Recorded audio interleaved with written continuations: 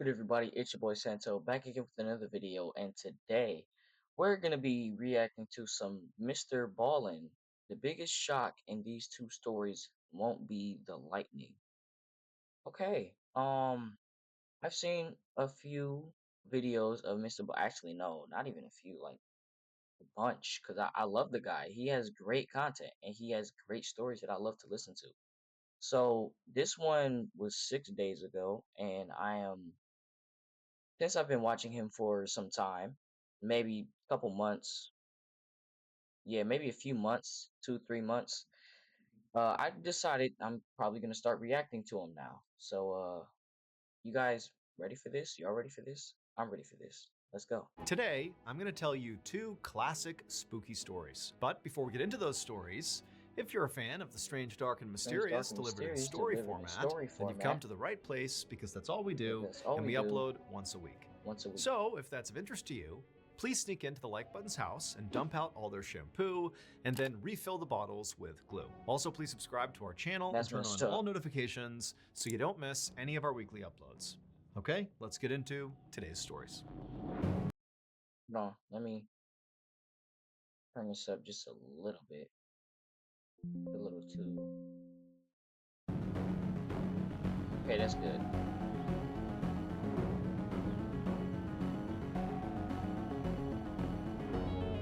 From the field. At 5:15 p.m. on June 28, 1980, a 38-year-old man named Robert Davidson drove his motorcycle down Interstate 74 in Acton, Indiana, which is a small community just outside of Indianapolis. On the back of the Sorry, I was checking my motorcycle, with her phone. arms wrapped around his waist, was Robert's wife. Her name was Wanda. The couple was on their way to visit family, and I missed some of what he said. I am so sorry. on the back of the motorcycle, with her arms wrapped around his waist, was Robert's wife. Her name was Wanda. The couple was on their way to visit family, and they were hoping to get there as soon as possible, not because they wanted to visit, but because there was a big storm rolling in, and they were hoping to beat the rain. In fact, right now, right above them, the sky was turning a dark gray and looked very ominous. But as Robert nudged his engine to go a little bit faster, these big raindrops began pelting his arms, and he knew the skies were opening up and he would have to pull over so he and his wife could put on rain jackets. And so Robert pulled over to the side of the road, and as soon as he was stopped, Wanda climbed off, and Robert was about to climb off as well and open up the little trunk in the back of the motorcycle to get the rain jackets. But before he did that, there was this sudden flash of light, and then Robert felt pain all throughout his body. His muscles went totally rigid, and then he crumpled off his bike onto the ground, and everything went black. Less than 5 minutes later, an ambulance arrived on the scene, and several first responders jumped out, including a woman named Kimberly Cobb. Now, Kimberly had been briefed up on this situation. A man and his wife had pulled over on the side of Interstate 74, and the man had been struck by lightning. And so as she ran up to the couple, she could see Robert was on the ground. He was not moving, his skin was waxy and gray, and his wife was sort of in shock, and she was standing next to him just kind of sobbing uncontrollably.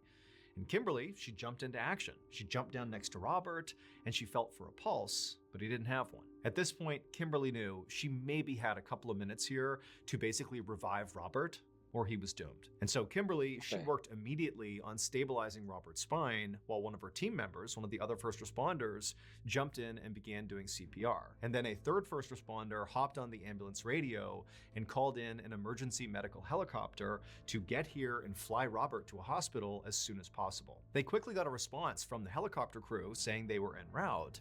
But before the crew or any of the first responders could communicate any further over the radio, suddenly, out of nowhere, their ambulance just completely shut down, like completely shut off. The lights, the sirens, the engine, everything went completely silent. And this was a huge What? problem because some of the medical equipment that they needed to keep Robert alive until the helicopter got here required the ambulance to be on to use it. And so with the ambulance off, it was useless. But in addition to just what a problem this was, this also was like really confusing to Kimberly and the other first responders. Because when ambulances are built, they are built with the idea that there can never be a situation where the ambulance just totally turns off. Because again, it's like a worst case scenario. And so they give each ambulance two batteries, a primary and a backup, so that if for some reason the primary dies, you always have that backup and can always use the life-saving equipment.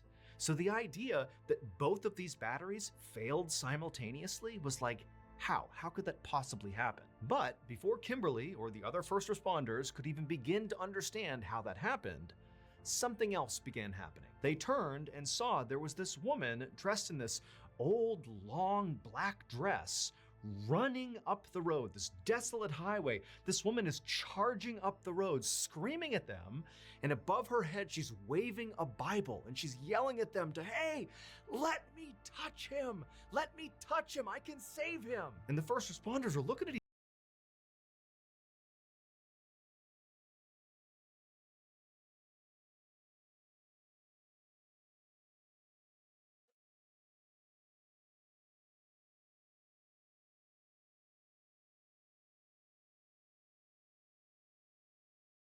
This is not funny, bro. Why am I laughing? Why I almost laughed, but that's not funny, bro. He said, "Let me."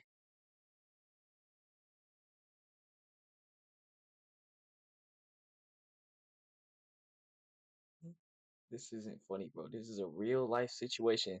each other like, what is going on here? Now, none of the first responders nor Wanda had any idea who this woman was as she continued running up the road, waving her Bible and yelling at them. But again, you need to picture this scene.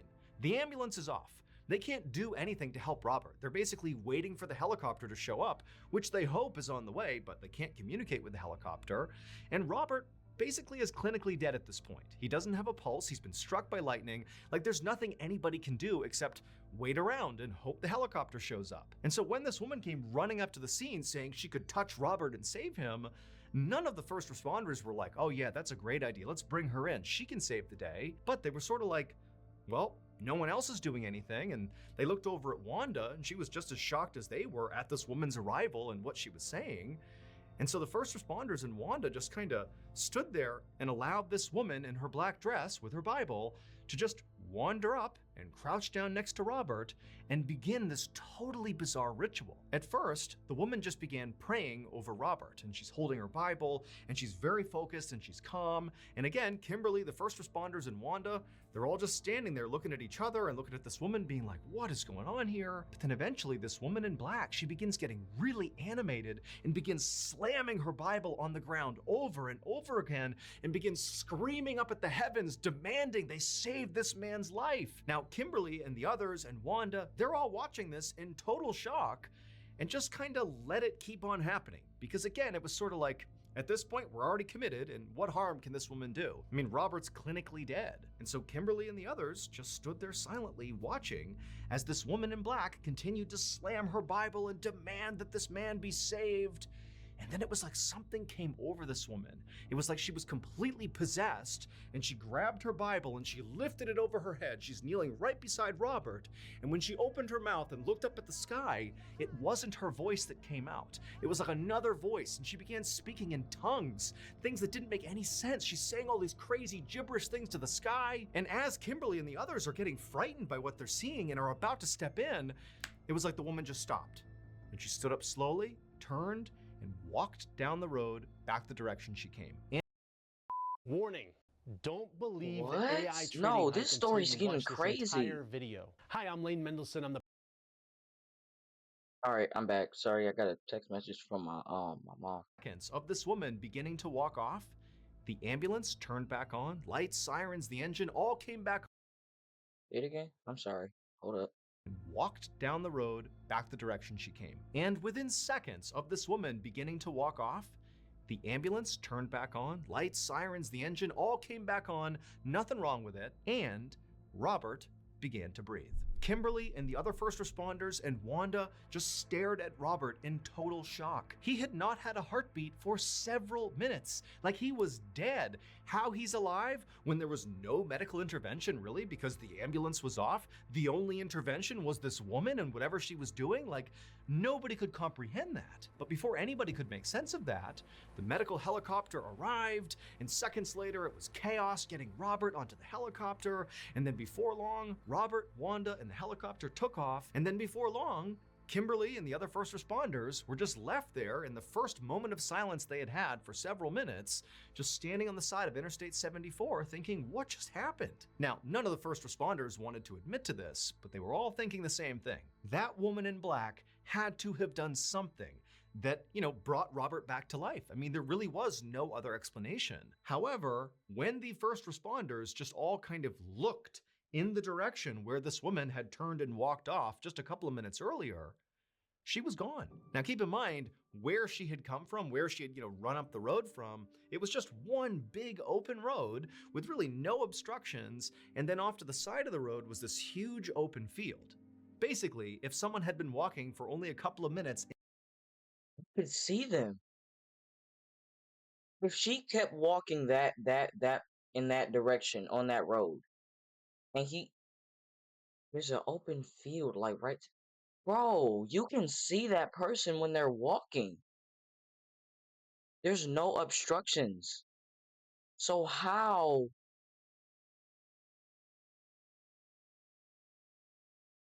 What?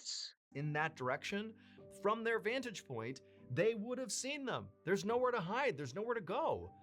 But she was gone. However, Kimberly and the other first responders would quickly learn that this particular stretch of highway, in fact, more specifically, the field off the side of this highway, had great significance to this whole story. That big field that lined Interstate 74, where effectively the woman in black had disappeared to, used to be the home of a place called the Acton Campground, which was a Methodist community in the 1800s. The members of this community were known for their really loud prayer style and also for speaking in tongues. Now, unfortunately, this community actually burned to the ground in 1864.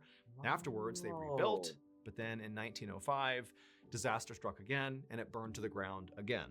And this time they did not rebuild. Instead, the community was leveled to the ground, was sold off, and then eventually was just abandoned and became a big empty field. After the story of Robert's miraculous recovery began to spread, some people began to think that the woman in black might have been a ghost of one of these Acton residents from the 1800s who basically was drawn out to save Robert's life. Also, her That gotta intense be one of prayer that has to be the explanation. Cause like how how do you walk in one straight line, right? Then there's an open field, so then there's no obstructions. Somebody can still see you when you're walking in that direction. They look back and you're just gone. That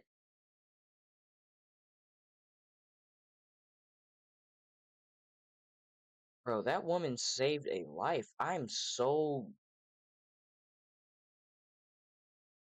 even know what to say.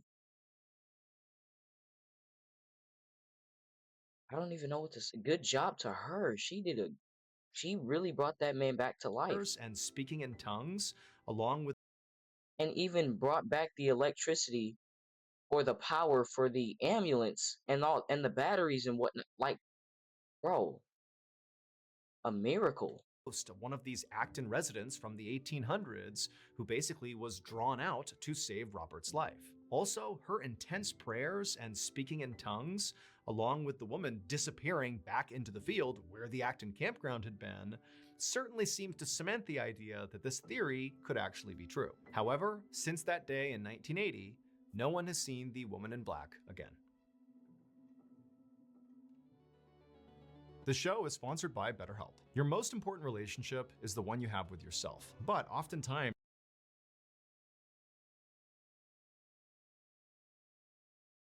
Sorry, Mr. Ballen, I'm gonna have to skip this sponsor. Don't do that. Don't do that. Don't do that.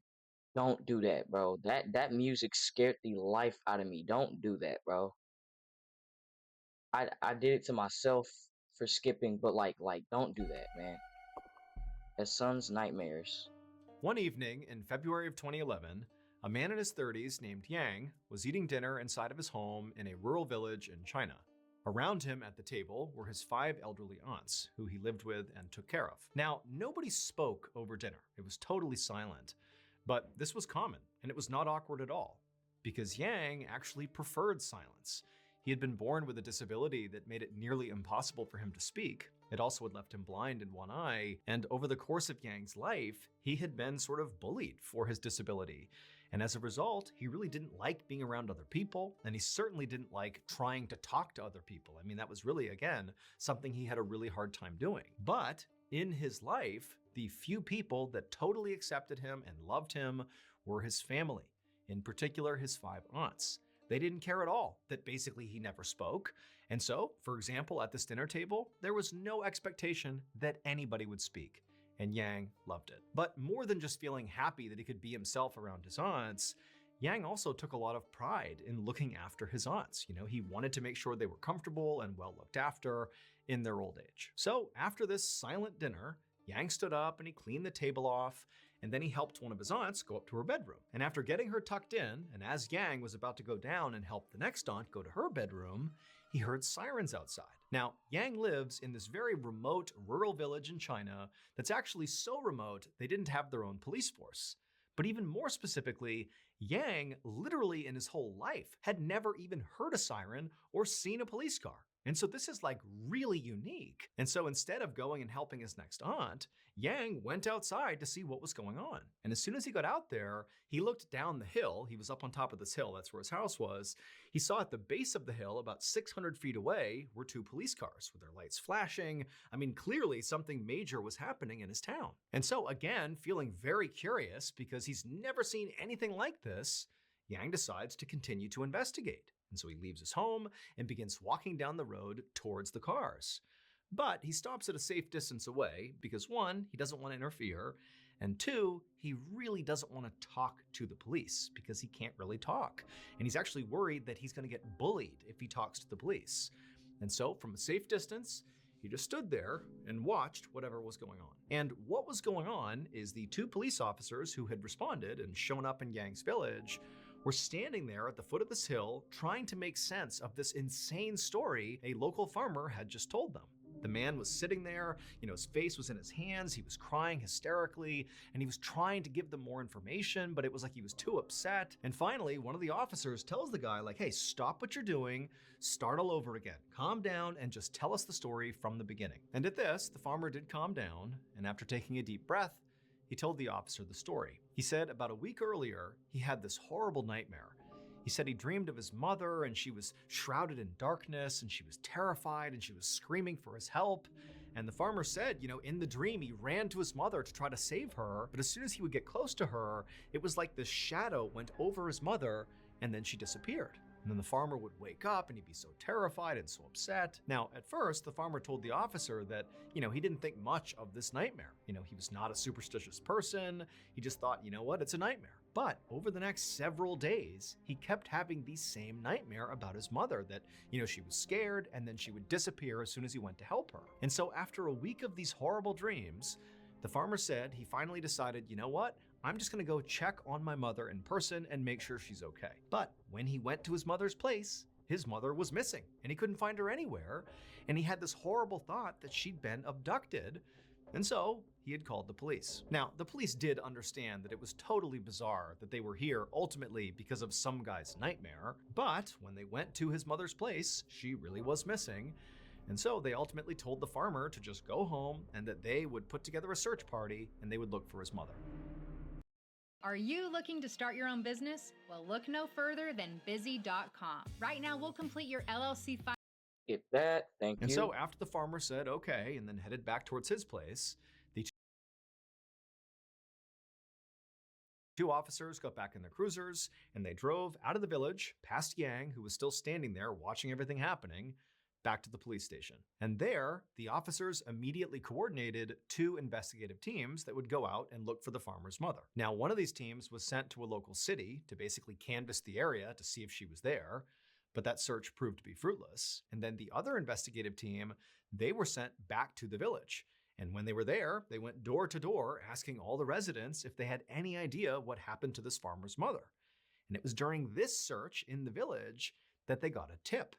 And that tip would lead them to a very specific location, Yang's home. And when police went to Yang's home, they found the front door was wide open. But when they walked right up and yelled inside of the home, calling out for Yang, nobody yelled back. In fact, the home was totally dark and silent. And so after a few more minutes of police calling out for anyone inside the home to come out and talk to them and not getting an answer, the police decided to walk inside. And so into this dark, cramped home they went. And as they walked, they noticed there were all these dirty towels and dirty dishes and sort of trash everywhere. I mean, the place was kind of a pigsty. And again, it's eerily silent. Every step they took, they were walking on these boards that creaked with every step. And as they're moving, they're calling out, Yo, Yang, if you're in here, come out. But again, it's totally silent. And they eventually make their way to the very back of the home. Now, the police really did not know what to expect when they showed up at Yang's place, but they did hope that by going there, they would somehow, some way find a reasonable explanation for all of this. You know, the dream that kicked off this investigation and this totally bizarre tip they got.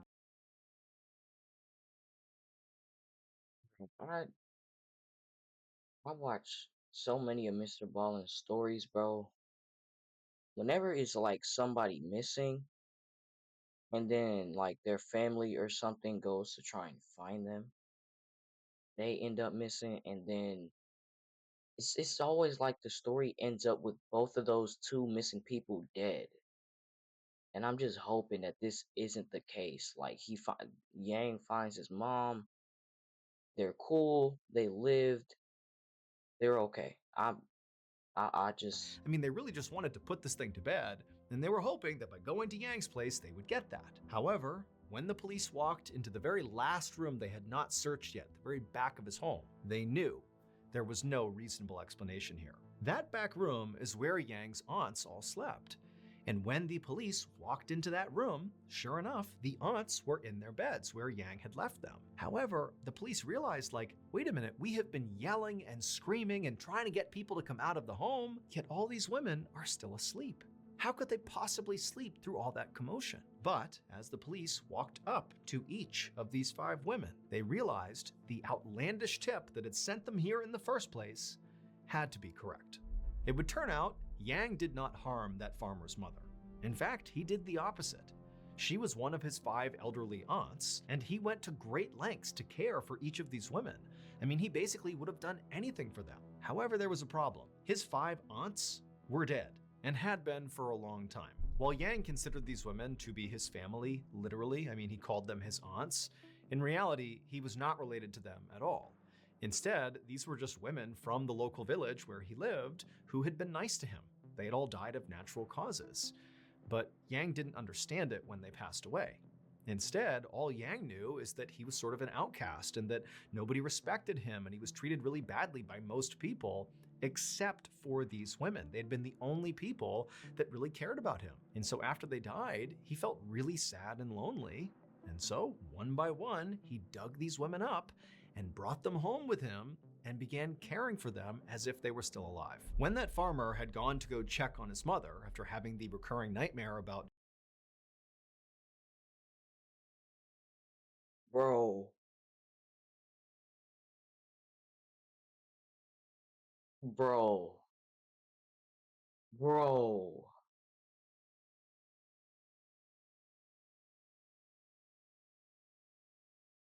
bro, that is terrible. These people weren't even related to him, and yet they still cared. When they die, he was sad and he was so lonely. He dug up their bodies and bro, do you know how much love you have for that person to do this? He really like bro, he really loved these women who weren't even his aunts. I mean, it's not okay. It's not to just dig up somebody's grave like that, but like to know that he had that much love to still take care of their bodies after death is like, bro, I, I literally cried. Y'all saw it. I literally just cried, bro. That is, oh my gosh. her going missing, He had gone to her gravesite and found her coffin was literally empty, hence believing somebody had abducted her body. And then the strange tip police got that led them literally to Yang's house was a local had seen Yang carrying a body up the hill to his home. And his home actually was not a typical home. Instead, Yang's home was actually just a cave that he had outfitted with some boards on the ground for a floor and a couple of makeshift beds. Yang was arrested for what he did, but ultimately he was sent to a psychiatric hospital for treatment. All of the bodies that Yang stole were reburied, and the farmer's recurring nightmares about his mother stopped as soon as her body was returned to her grave.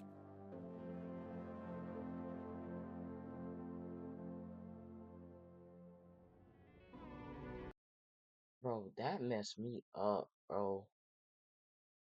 That really just messed me up. Yang, I'm so sorry for your loss. And I'm sorry you had to go through all of that. But I just like want to let y'all know something, bro.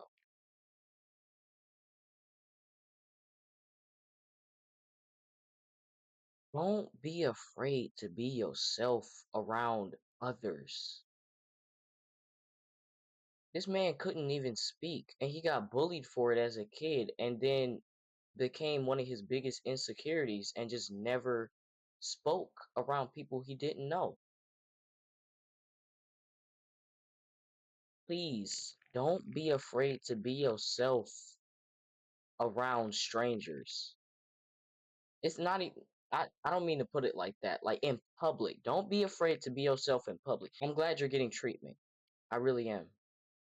I'm grateful. I'm glad that you're getting that treatment. But hold on, is there more? Thank you so much for watching. Let me know what you thought of today's episode. Okay. Well, I'm gonna catch y'all in the next one.